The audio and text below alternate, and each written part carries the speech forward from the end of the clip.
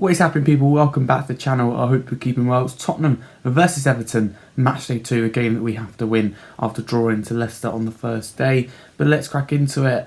It's going to be an interesting one for sure. Everton, they've got several injuries. It's a really depleted squad, especially in defensive positions without Ashley Young, Coleman, Patterson, Brathwaite. Got several players missing, Chimetti. The list goes on. So, this is a chance for Spurs if we want to get top 4.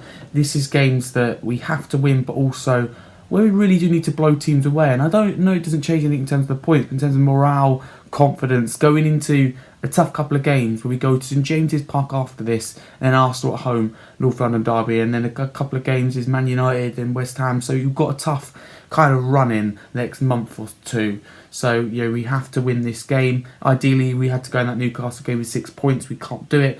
The max we can do is 4. So if we don't win this Everton game, there is a little bit of pressure on us going to St James's Park and in that Arsenal game, which I don't think is what we need. You want to enter those games knowing, look, we're going to give it 100%. If we don't get anything, it's not going to really affect our season.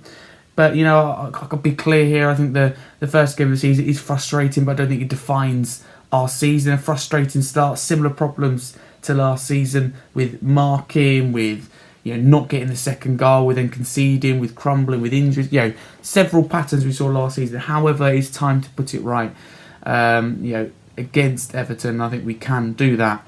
In terms of lineup, what would I change? This is really interesting. I wouldn't probably play Porro, even if he is okay. I think that I don't want to take that risk on him, especially when we now have that depth in positions. So in comes Spence for Porro, and I think Archie Gray for Rodrigo Bentancur is what I would do. I think it makes sense. I like Lucas Bergevall and I really want to see him in there.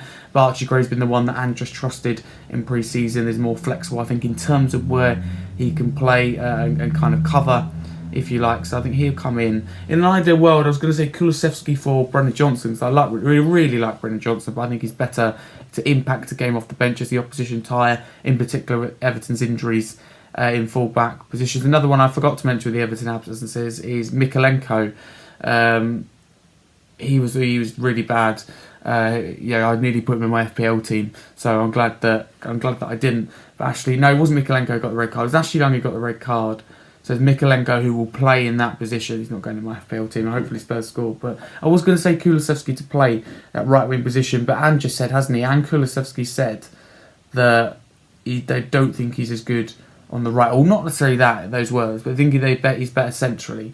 But if I had to choose, it'd be Kulusevski probably over Johnson. So just keeping Son on the left, down the middle Solanke. But you could make a valid case for Son to be dropped based on his performance. But I'd probably keep him in.